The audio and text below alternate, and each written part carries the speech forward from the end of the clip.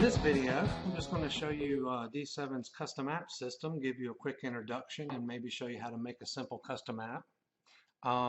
First off, you're going to note that I have no custom apps here. So what you need to do, if you haven't done so already, is check for updates and update the default apps profile. Make sure you have the latest version, or you may not have it at all if you just downloaded d7II. So check that box, click update. Next we want to go to config, and once we're in config, we'll go to custom apps, and you should have now the original d7II custom apps. That's what we just updated. The custom app system, you'll see a lot of different apps here, but what you need to do is you have to assign them to a section, and in other words a tab, like the malware removal tab. So we'll click here to assign custom app to section. Say we'll go to malware removal, click here. We'll add auto runs to that, so just click on it and drag it over. Bam, drop it in there, save and exit, and now you'll see auto runs appear here. Double clicking on auto runs will download and run auto runs, of course. Right clicking the custom app, once it's highlighted, when you right click in this window, you can run the custom app. You can run the custom app ignoring command line parameters, and I'll get to that in a moment. Post-processing only, that's another topic for another time. Go to app's website, download page, open the app directory, and select the app right there, or configure app. So let's configure the app. When you configure app, you'll note it jumps you to this page here. First you have your app name, which you can research if you want to. That's just a Google, spawns a web search. Most of the apps that you see, or at least custom apps that you download from dCloud, will have a last edit date and time, and you may enter in author information here. For example, if I were to make a modification to this app, like just this, and save it, since it's a d7II original custom app, I don't want you modifying those because they'll get overwritten if you ever update them again. So you want copies of them for yourself. You want to use your own. So that's what makes this your custom apps thing here. And now you can see it's called auto runs copy, and of course you can rename that if you want to, and you'll see the last edit. Now you can put in an app description. If you put in an app description, I'll just put in foo, and I need to assign that to the malware section.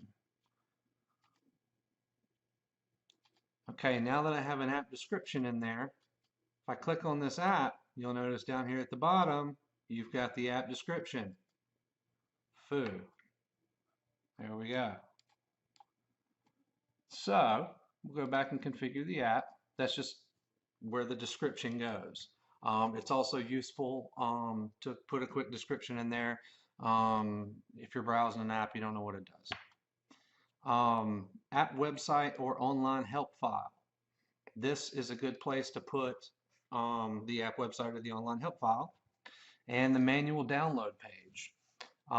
These options are what open, these options are what open right here. Go to apps website, go to apps download page.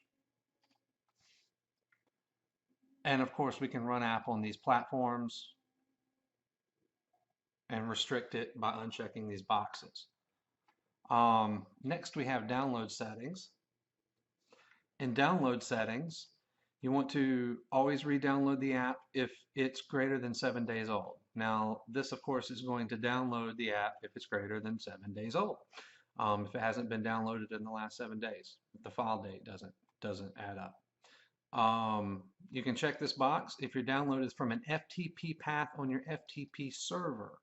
That's another topic for a specialized video. Um, then we have use non-direct URLs method.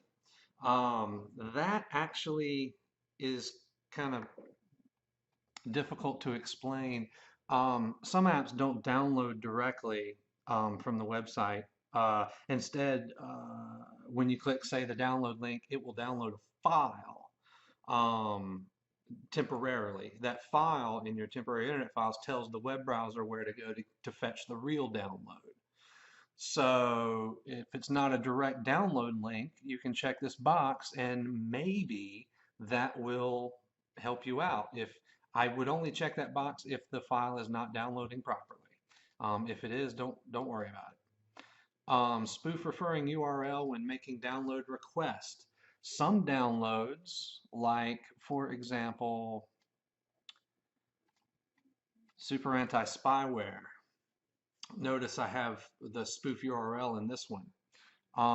Super Anti-Spyware only lets you download the proper file if you come from a certain web page on their website that's spoof the referring URL for that web page you're coming from. So D7 essentially says when it makes the download, I'm coming from this web page, so give me the right download, instead of I'm coming just from a direct link from someone else's web page, and then you're going to get an alternate file downloaded, or it's not going to download at all. In Super Anti-Spyware's case, the portable tech edition, you need to spoof that referring URL to get the portable tech edition from this download URL. Because if you don't, it will give you the non-portable, non-tech edition, and that's what we don't want. So the next item up is the 32/64-bit app download URL FTP path. Basically, this is the download URL that you want to use for the app, whether it's 32 or 64-bit. It doesn't matter. We know that Super Anti-Spyware or auto runs, for example, will run on any operating system, be it 32 or 64-bit. So you use that. Now, if you have an alternate, well, before I get ahead of myself, D7 doesn't know that this is the download file name, the autoruns.exe. So you have to copy that and put that in here. Bam. And the reason for that is because some download URLs, and I'll go back to the Super Anti-Spyware again, end in PHP. Well, we're not trying to download the PHP script. We're trying to download a COM file, or an executable rather, and I name it as a .com in this case, but that's a story for another time. So you have to tell D7 what type of download it is by specifying a file name. Web browsers are smart enough to figure all of this stuff out. D7's not, so you kind of got to tell it to. Now we have a 32 and 64-bit alternate download location. This is HTTP only, you can't use an FTP path here, but it is essentially used if the first path fails to download. And then we have 64-bit only pairs with the same, options here. But all of these fields are for 64-bit only, and that's for when you have a separate 64-bit version of the application. Let me think of an app that has separate 32. Hitman Pro. Let's look at Hitman Pro.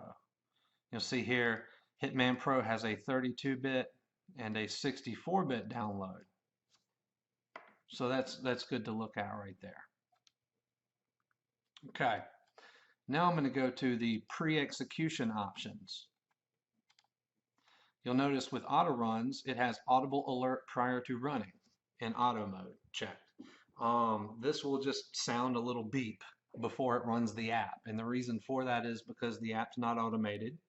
So you may want a little alert to let you know when D7 is ready for some input, or that custom app is rather.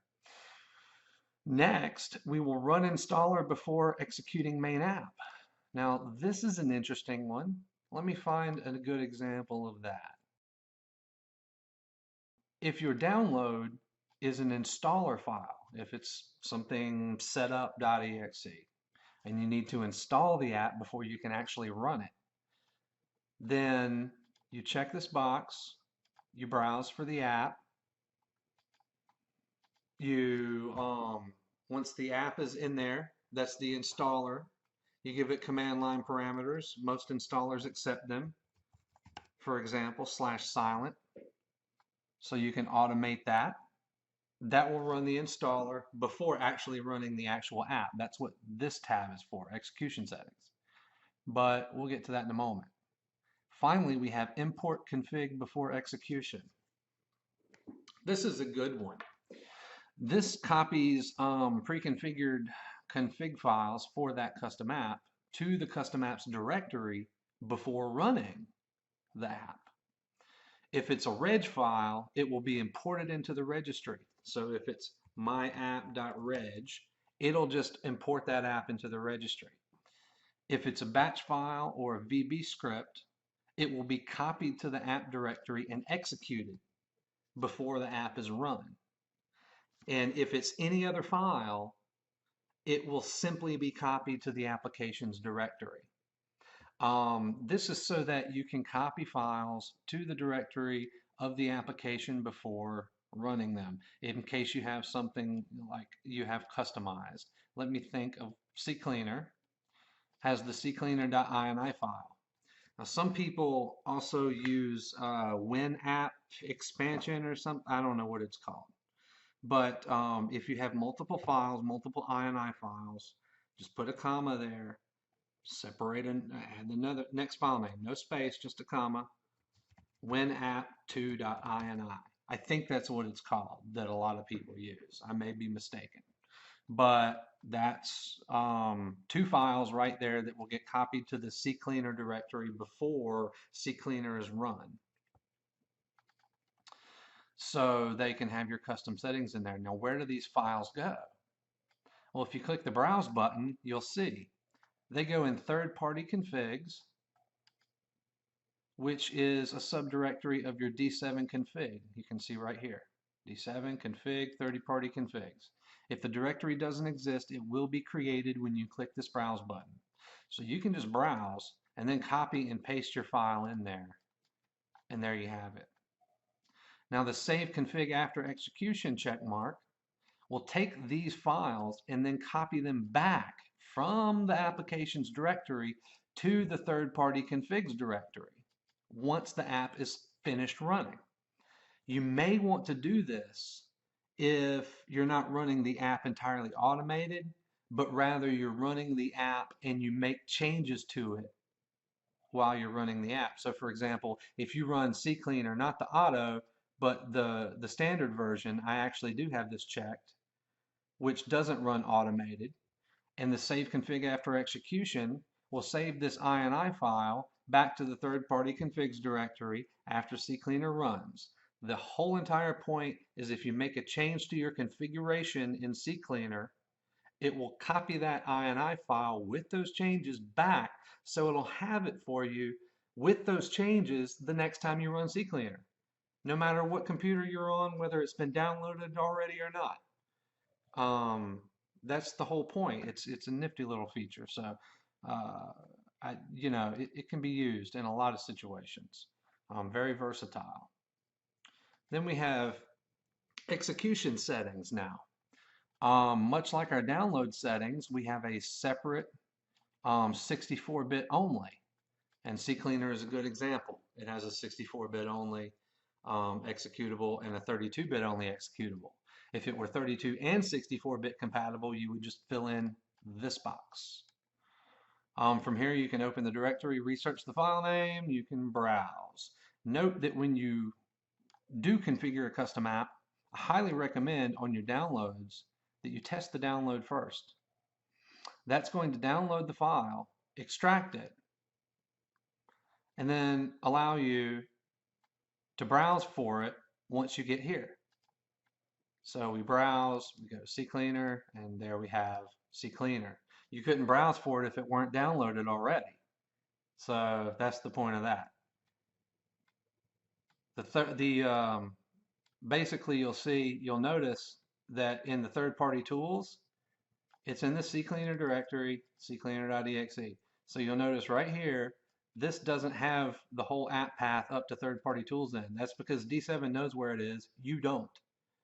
You don't know where D7 is going to be. So all you need to do is ensure that the directory structure from third-party tools on, that path is in here. But you don't want anything up to the third-party tools directory in this box because D7 will automatically add that to the path when it executes. And then we have command line parameters. We'll go to the auto for this. This is CCleaner auto. It's /auto. That's whatever you can tell that app with a command line parameter to automate it. Hopefully your app supports automation. If it doesn't, there's nothing I can do about that. But if it does support automation, it supports command line parameters, we can throw it in here. The next thing is wait for app termination and also these additional processes before proceeding. What this will do is wait for CCleaner to terminate before it proceeds with auto mode, if you're in auto mode. Now, if you specify something additional here, like say CCleaner spawned an additional process that D7 doesn't know about. D7 only knows that it spawns ccleaner.exe. So if ccleaner.exe spawns an additional process and D7 needs to wait on that additional process, put that in this box right here. You can add multiple processes, separate them by a semicolon. I don't know why I didn't use a comma there, but I'm using a semicolon for some reason here. So separate them by a semicolon, and you can add as many as you want. Now d7II will wait on all of these processes to finish before it proceeds with auto mode. Next, we have wait in d7II service mode used for apps that try to terminate d7II.exe. A fine example of this is Rogue Killer. Rogue Killer will wait, will attempt to terminate d7II thinking it's something bad. I'm told by the author of Rogue Killer that it's because you are running d7II or d7 from the desktop. He said anything running from a desktop folder or a subfolder of the desktop will get flagged. I don't know if it will also flag it if you run it d7 from another location. I usually just run it from the desktop. So to prevent Rogue Killer from terminating d7II and breaking your automation, you want to check this wait in service mode. What that'll do is D7 will install itself as a system service, a Windows service, and continually restart itself as it stopped or terminated, so that it can't be terminated. Once the wait for app termination, these processes here, once they're finished, D7 will leave service mode and come back into normal mode and resume automation. Then we have randomized file name, used to prevent malware from blocking apps based on file name. I think that's pretty self-explanatory. It'll take, for example, this roguekiller.exe and make it 12345.exe and then execute it, whatever. Oh, 90210. Next we have run inside cmd.exe. Use this when an app cannot find configuration files or has other errors. Some apps, for some reason, when launched from D7, don't seem to recognize their configuration files, even if they're in the same directory as that app. I can't think of an example off the top of my head. Maybe there is one, I'm not sure, in this list, but it's unimportant to really show you. Just know that if you have an app that's acting funny, like it's not finding any of its files or its configuration, check this box. Then we have run as system. This you use to allow the app to bypass file system and registry permissions. Running an app under the local system account is exactly what this does. Local system account is not bound by file system and registry permissions. So it has access to everything. There's no take ownership, no take permissions, none of that junk. Running an app as system can have some side effects. For example, the app may not be able to access the internet or network.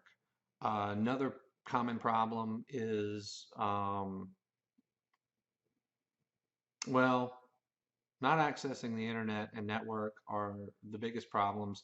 Sometimes some apps just don't start when you run as system, like Fab's Auto Backup for some reason will not start when you run it as system. So you don't want to do that to every app. Some of them just don't run right. You only want to do this to an app that you know you need this power. Finally, we have some post-execution actions. In this page, we will pause/prompt after running app in auto mode only if app ends before XX seconds. If, for example, you are running an app in auto mode and the app for some reason crashes or terminates, maybe you want to know about that, and maybe it's going to happen within 60 seconds. So if 60 seconds go by and that app has not terminated, D7 will continue to run once the app does terminate. If 60 seconds go by and the app has, or I'm sorry, if less than 60 seconds go by and the app is terminated, then D7 will pause at this point and wait for your input. Then we have export/save reg settings key after execution. Yes, you can save, for example, with patch my PC. HKey local machine /software/patch my PC /options. So if you, for example, run patch my PC in and change some settings, this kind of goes back to the pre-execution here. The import config before execution, you see the patch my PC.reg, save config after execution. Well, this will actually take that registry key and export it to that registry file and then copy it to your third-party configs directory. Third-party configs directory is where everything is stored, and it will get imported next time. That could be useful if you need to save registry settings, product keys, whatever you got that's in there. Next, we have copy log file 2.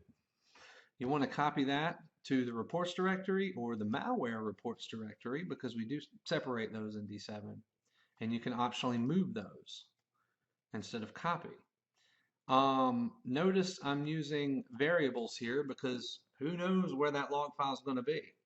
There are a lot of variables that are supported here: Win directory, system drive, app data, local app data, program data, user profile, all user profiles, etc., etc., etc. The most important one that you'll note is app path, APPPATH, surrounded by %signs. App path will expand to the application's path. So, for example, you can do app path /logs/whatever.txt, and it will copy, or ***, and it will copy everything from that logs directory to the reports directory. In this case, with patch my PC, it always saves a log to the operating system partition, which is system drive, and always saves it as computername.rtf. So I use those variables here. Next, we have activity log verbiage, and this is what appears in D7's 2's activity log. Actually has been renamed to a work report because that's really more what it is. Installed updates, Windows, and commonly used applications. That should read 4, but we'll fix that another time. You can also use the variable here, app, %app %. And that will expand to the name of the application. So you can say installed updates for Windows and commonly used applications with app, and that will expand to patch my PC. We'll just, this doesn't matter because I'm not going to save this. So those are our post-execution options. Of course, you want to save an app every time because if you just click save and exit, it won't save the app. You have to use the save app button. You always want to save and test the app. You might as well do that. Oh, let me show you where the activity log work report verbiage actually comes out to be. So let's run auto runs. Now we'll go to reports and we have our work report.html, and you can see there's my activity log or my work report verbiage there. We've got a date timestamp, or rather a timestamp, and because we've got our date up here at the top, and then we've got examine Windows startup items and remove unnecessary entries, because that's the activity log verbiage for auto runs. Yeah. Yep, that's it. Okay. No, let's go on a little more here. Now we've got downloaded from dcloud, dcloud original d7II apps, and dcloud shared apps. dcloud original d7II apps are going to appear here. Those are the same thing as your original d7II apps. This is all on dcloud now. If you find that you want updates to your d7II apps, or you want to check for updates to them, and you don't want to update the entire package at once, you just want to selectively find one or two and see if there's an updated config, you can find that here with the last upload date. And then we have dcloud shared apps, and this is where apps are going to be should you decide that you upload some. For example, I have my auto runs app, and say I've created this app and it's a masterpiece and I want to share it with everyone. I can right click on that. So now I can take this app and share with the cloud by right clicking and do share selected app config to dcloud. It'll say thank you for sharing if it's successful. And now you go to dcloud and you have this app on dcloud. What happens if this is a bad app? Say someone uploads or shares an app that has some personal information in it, like a d7II Pro download installer path or something like that. You can right click on it and delete selected app from the cloud. This is sort of the community policing itself here. And oh, the FTP path. I was going to come back to this. You can use an FTP path and store, like I mentioned, d7II Pro. You've got d7II Pro, you've got Fabs Auto Backup, something like that, where you have your own registered copy of the program hosted on your FTP server. You can put the path in here. It may just be a slash, it may be /apps, it may be whatever you want it to be, /d7II.exe or zip. You may have a zip file. You can just put that in there like so. Now, how does D7 know where the FTP server is? Well, that's in the MISC tab. You have configure your FTP server, and you have the server field, username, password, reports directory, config directory, defs directory. There is no apps directory, but that's something for the custom app. You just put the directory path in there. D7 will FTP up to your FTP server, log in using your credentials, go to that path, download that file. It's it. That about does it for this video. I hope it wasn't too long. I know I said I was going to show you to how to make a custom app, but I'm going to do that in another video now because that's just going to increase the time that this video has run way too long. So we'll go ahead and stop it right now, and I'll tell you to tune in to the next video if you want to see how to create a custom app. Thanks for watching.